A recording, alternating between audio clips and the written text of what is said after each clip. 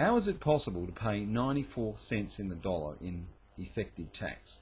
When I say effective tax, I don't mean you're actually paying income tax at 94 cents in the dollar.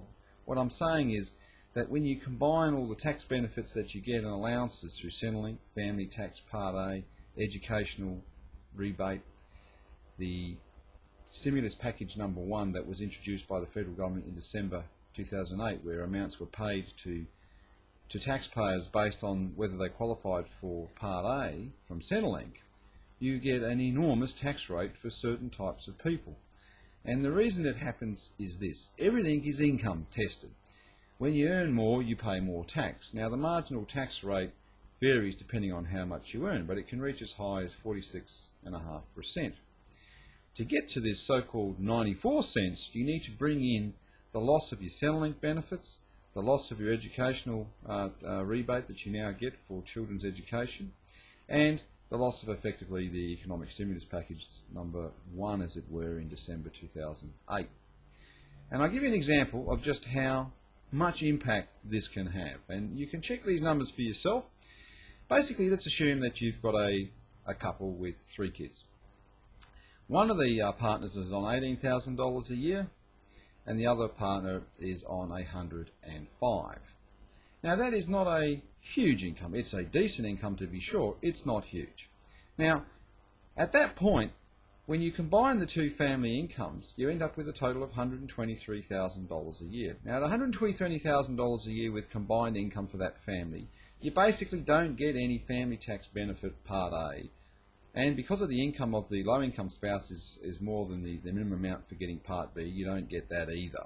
If you don't get family tax benefit Part A, you don't get the economic stimulus package of December 2008, the first stimulus package payment of $1,000 per child. So there's $3,000 you're not going to get.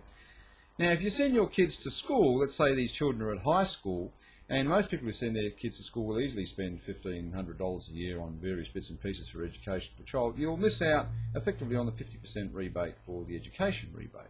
So there's another $2,250 that you've lost. On top of this, you don't get Part A either, because Part A is worth roughly $2,000 per child. That's the standard amount that you would get if you had qualified and got the full base rate. There's another $6,000. Finally, the person, the high income earning spouse, effectively has a tax rate of 41.5 cents, pretty much, because they're earning a level of income where when they earn an extra dollar of income, they pay 41.5 cents tax. Now, do the numbers. Create yourself a tax deduction which brings your income down to a point where you qualify for the base Part A, you get the government payment of December, you get the education rebate, and you save pretty much 41.5 cents in the dollar tax all at the same time. Do this and you're looking at an extraordinarily high rate of tax. There are ways of recovering this so-called lost revenue to yourself in terms of tax and benefits, etc. It depends on how you do it. There are certain things that work, certain things that don't. For example, negative gearing rental properties has issues with Centrelink. They don't look at gearing as an allowable deduction once it goes into a negative position.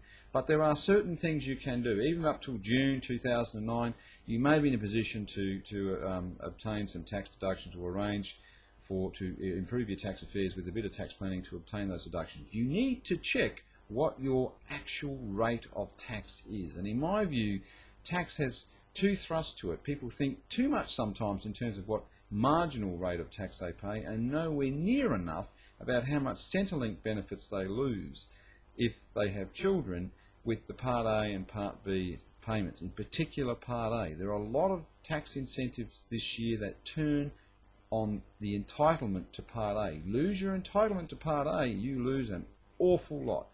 Taking it to the extreme, the 94% so-called taxpayer would have been better off sitting on a beach than going to work. It literally gets that extreme. Have a look into it, do the numbers for yourself, and look at some possible tax planning. Thank you.